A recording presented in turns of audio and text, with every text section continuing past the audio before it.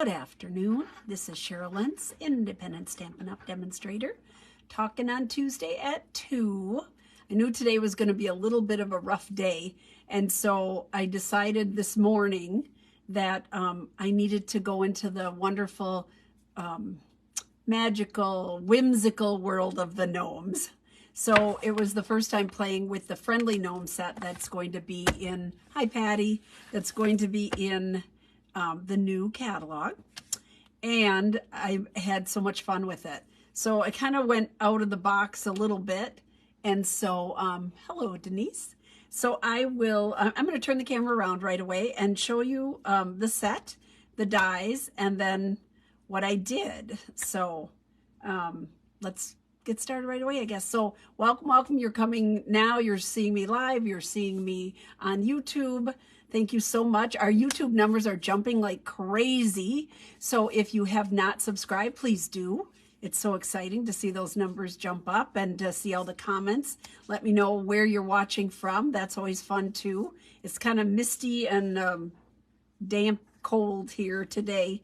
We did take a walk this morning, but I'm not sure that we're going to brave it this afternoon. So me and the dog. So I am going to turn the camera around. Let's get the party started here. So close your eyes if this bothers you. Oh, the new catalog is on its way to you, Patty. You should be getting it any day now because I mailed it all. I mailed them out. So it will come post office. Here, this thing. I think it just keeps moving. Let's see here. Hello, Kristen. Okay, let's see if I can do this bigger. Okay, so you know it's Stamping Journey. That's my thing. This is my journey. It's been crazy. So here it is, the Friendly Gnomes. And they actually, the 3 gnomes get cut out with the dies from the gnome dies. So, you know, in the winter, the January, or boy, I can't talk. July to January catalog, we had the adorable gnome set for Christmas, and now we have this set for spring and for Valentine's Day. And so the 3 gnomes in the new set use the dies from the old set. So works out wonderfully. Okay, so this was the first one I did. Now this, ta-da.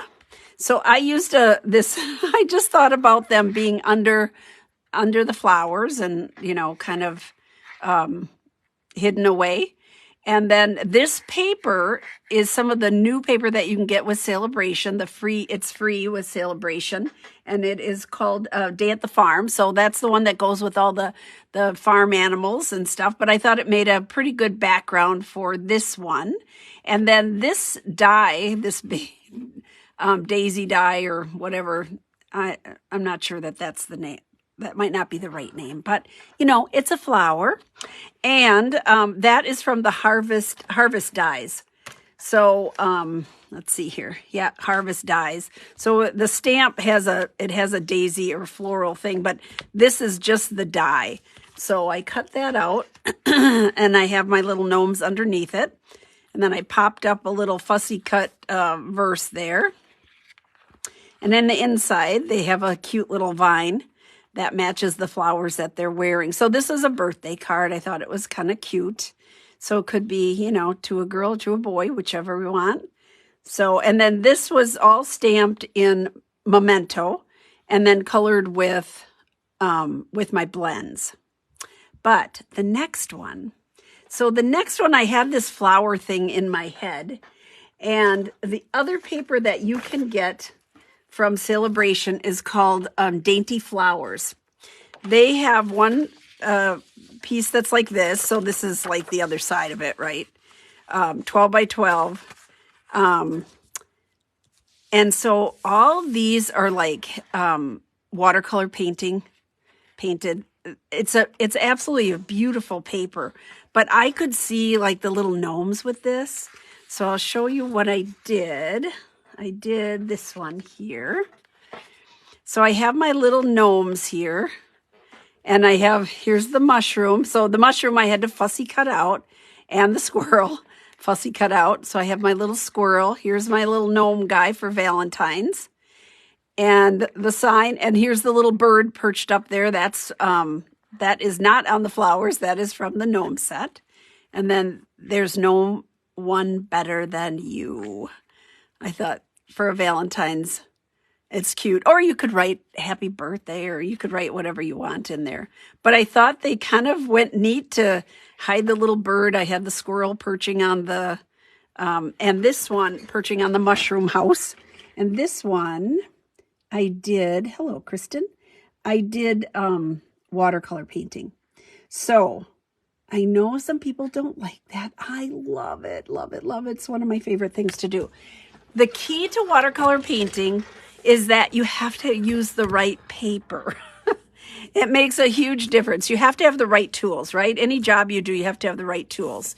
So what I decided to do is that not every, the paper is like this. So not every cut is going to be the same. So I decided I would do another one with the next cut in line, and that was this cut. So this one is cut directly. It's the next cut. See that? So this would be the next one, which would be a little bit different, laid out a little bit different.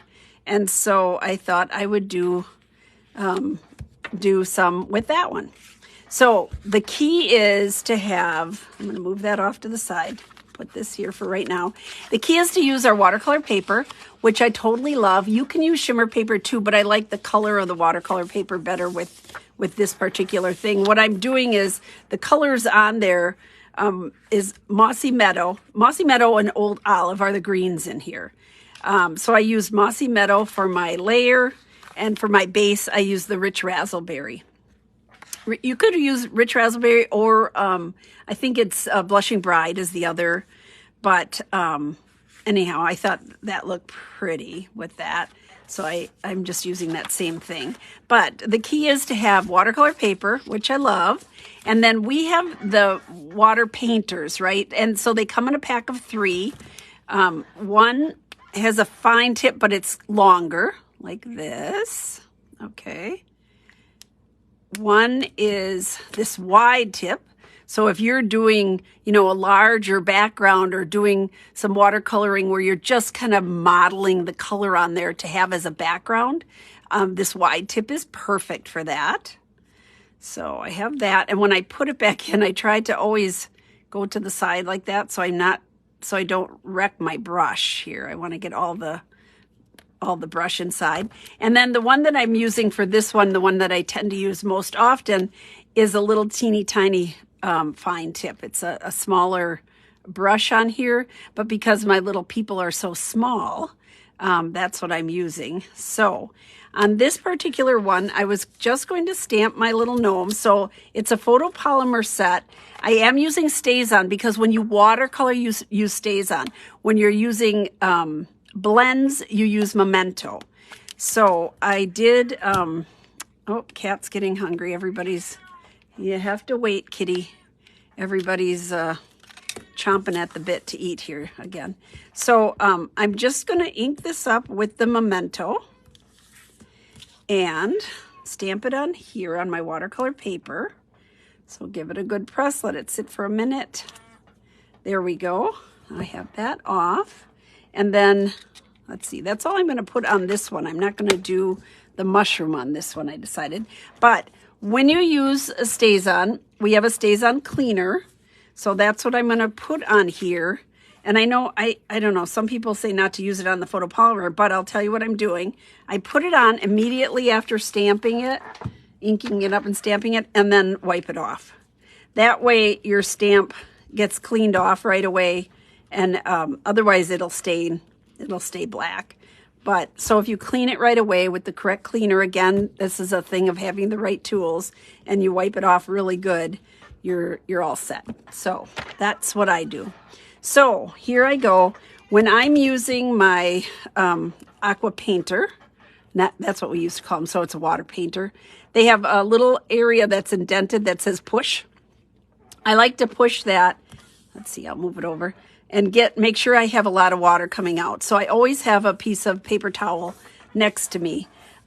Just because it was more fun, I started out with the Rich Razzleberry. I started out with the heart before too. So So what you do is I turn mine over to the back side and I push down with the heel of my hand. And then you're going to create a palette. So I have all this ink to play with and work with. So again, I make sure I have enough water. You can dilute it and have it as dark or as light as you want. I just kind of push that a little bit, and I'm just pulling some color in here. And so if it's too watery, then you just touch it to your paper. And then, yeah, I just started coloring. So the other thing you could do on this is, so I had one side a little bit darker, and then as I go, it'll lighten up on the other side. One of the things that you can do if you are worried about going outside the lines, which I'm not, this is a hand stamped card, it's handmade, it's not, everything isn't just perfect. I'm just going to go a little darker over here, add a little more ink there. Is that you could emboss it. You could emboss it in black, and then your little divisions are all there. So when you're done with this color, then you squeeze this until it comes out clear. Keep going. There we go. I'm weak, so I have to squeeze it with both hands sometimes. There we go. Until it comes out clear. Then I'm going to get this out of the way. Okay, and then I did, let's see here, what did I do on this guy? I actually used Sahara sand for his beard in the first one, but I think I might use the soft suede. And I'm going to try to lighten it up. Again, I'm going to push, and then I'm going to try to lighten it up and not have it so dark, because I want his shoes to be soft suede too, and they'll be darker. So to get light and dark, all I have to do is add more water. So, oh boy, she's complaining. Whiny cat. Oh boy. Okay. So I'm just gonna, and if I want a little more color, if I have it too light, you just add. The thing is, you can always add a little darker color. It's a little harder to take it away. So I'm just adding my soft suede here for his beard. And then where there's, I'm going to go up this far. It was kind of like, where does his face, where does this beard end and where does his face? Because he's got his little smile there. You can always add more. And what I do is I put it on first, then I can go back, pick up a little more ink, and I can go where we have all these lines where it's going to show a little bit darker and kind of accent those lines a little bit to give it more depth, right? Here we go. Just a little here and there. You don't have to add a lot, and you can always add more. So there we go. Okay. Ta-da. So I'm going to squeeze out. Oh, let's see here. I'm going to do his boots in darker. So I want to get a little more ink on here. Oops, I have a fuzzy thing on here. There we go. Okay. So here's his boots, and they're going to be darker. I especially want them darker because they're going to be right next to his beard here. So I want them to look separate and darker. I can add a little more color. There we go. But you can see you can add color. It's a little harder to take it away. So start out light and then go with it. So I'm going to squeeze again until it's clear. There we go. Okay. So for his face, I used the petal pink. So squeeze that. Here we go. So I'm going from darkest to lightest, but that's okay. Here's my petal pink. And if you're not sure what color it's going to be, like how dark is it, just use a bit of your paper in the corner where you're not going to be cutting it out. There we go. Here's that. So the other thing I didn't want to forget is his little hands here. There. They're mitts, but I don't know. I colored them like hands, so not sure if, if that's what I was supposed to do or not. And then his clothing, I went with Mossy Meadow. I think I have this one squeezed already. Okay, there we go. So his clothing, I went with Mossy Meadow. So there's not much. There's a little bit here and there to color in. But that's why this little tiny paintbrush works so wonderfully for this a little bit more detailed work here. And then his arm right here. There we go. And I wanted it dark enough so it shows up against his dark beard. Could have made him a blonde, I suppose. So Mossy Meadow for his little clothes. And then I used, because there's Old Olive in there, I used Old Olive for his hat. And that I made a little bit lighter. So here's my palette. Here's this, squeeze a little bit more water in there. Because again, I'm going to start out a little bit lighter. Squeeze.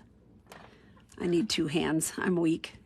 I'm going to start out a little bit lighter, and then I can always make it darker where I want it to be darker. So just kind of bring it in and just keep moving it. I love watercoloring. You either really love it or you don't, but you need to give it a try and you need to use the right tools. That's the whole key to it. So again, I'm going to go back and make some of these lines a little bit darker, even where I think it would be kind of shadowed along the edge. A lot of times with the blends, I will go and make the edges darker, right? I go along with the dark and then have the center lighter. So same thing. Then it's a little bit lighter in here and you see a little bit more depth to it. So that's it. That's my guy. So then I decided, I have a die cut. So I can cut him out. I'm going to let him dry a little bit before I cut him out. But what I wanted to show you is I decided I wanted to do the Love You and make this kind of a Valentine card. Although I didn't pull out a Valentine inside, but I think you could use No One's Better Than You. So here is this, and then I want to put him here. I decided I wanted to put the Love You on a little sign like this. So, and then it's got it. I have wood grain on here. I don't know if you can see that. See the graining on there? Hello, Linda. Hello, Robin. So I have the wood grain on there. So what I did is I took a piece of scrap. This one's wood grained all over, but I took a piece of scrap crumb cake. I stamped with the soft suede, the Love You, and then I ran it through the wood grain embossing folder. Ta-da. And then I just fussy cut it out. So I thought this worked really good because I wanted to put it like, I want the man to stand here, the little guy, stand there. And then I thought over here, I don't want to cover up all the flowers, but over here, I can put my little sign, ta-da, like that at an angle, just so I thought it was sort of cute. And then I'm going to use, I pulled out the rustic metallic dots because I thought I would put a little dot on there so that that's what it is nailed together with, right? But my other question was, so if I have my little man over here, I really like the idea of having the little bird on here.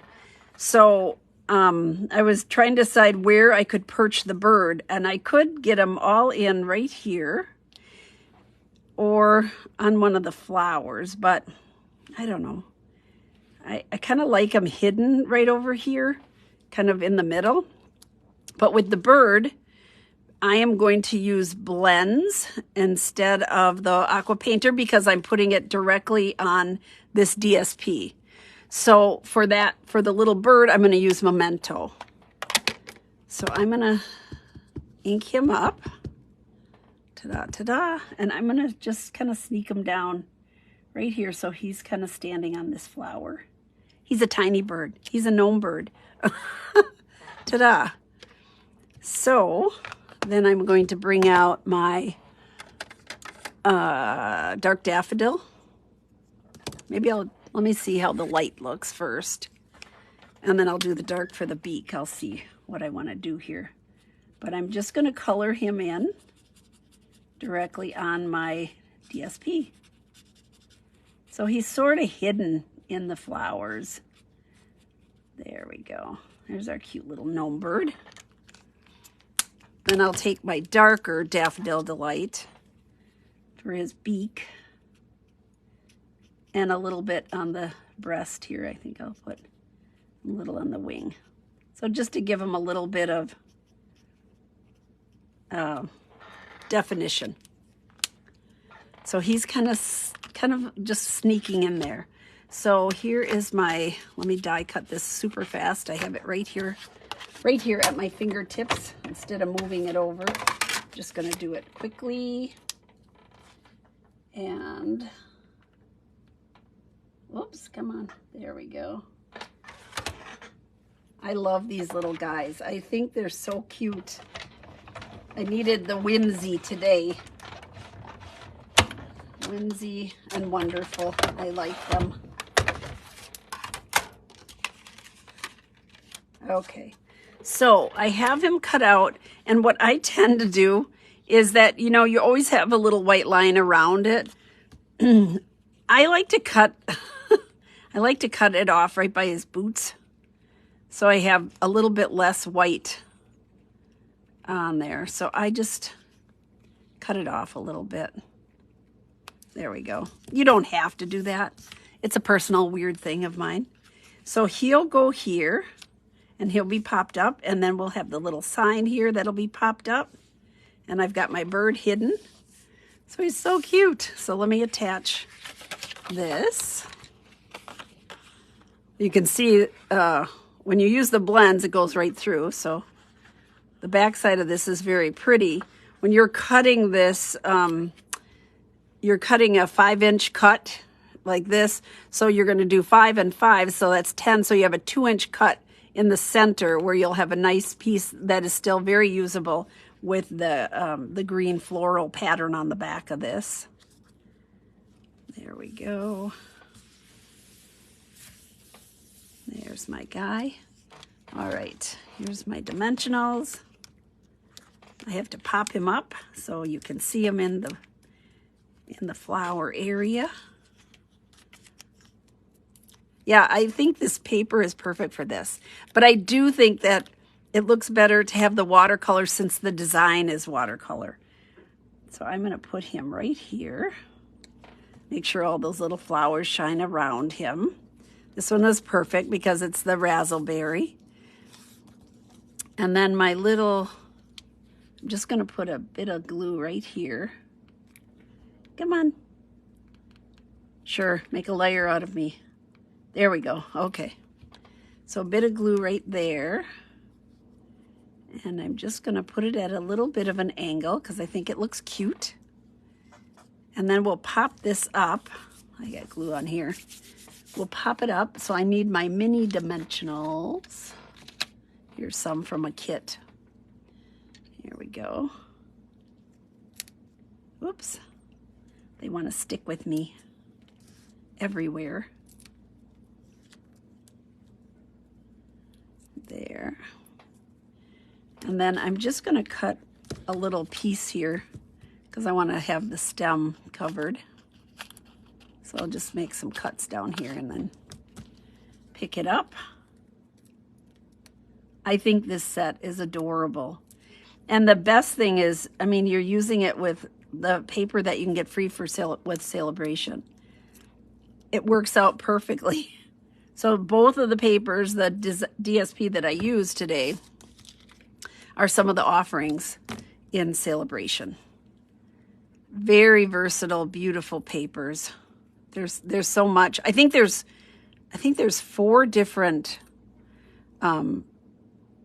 designer paper packs in the Celebration catalog. I can't show it till the 5th. So here we go. I'm going to put this right here. There. So my little sign. And then here are the rustic metallic dots. I want to see where I should put that. They come in different sizes, but I thought the little tiny one would work well here just to show that it's nailed on. Ta-da. And one more here. Come back here. Ta-da. So I have that nailed on. There we go. I don't know if I like that. Maybe just one. Maybe just one nailed on, and that's why it's crooked. Let's take this one off. Sneak behind it. I think I like just one. I maybe should have taken a dauber and kind of edged this up a little bit. I wish it was a little darker, but let's try this. So this is almost winging it because I'm not real happy with just that plain look. But if I take my early espresso, and remember that this is crumb cake, and I'm just going to have it really watered down. I just want to make it a little bit. There we go. And I don't want to go over where I stamped it because that is, I'm just going to go on the edges here because otherwise that's classic ink, right? So the classic ink would run with the water. There we go.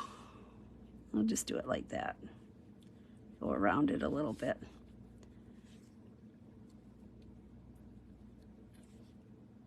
Just gonna age it. I'm aging it so it looks older. There we go.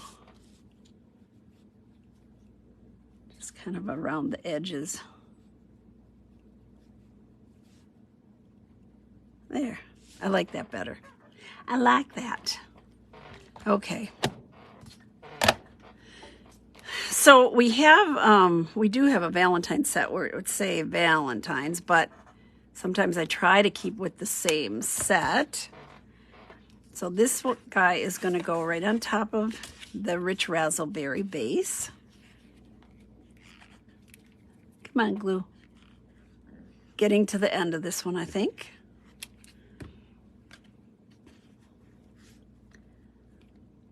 When you put it on the different colors, like if I would have backed it with the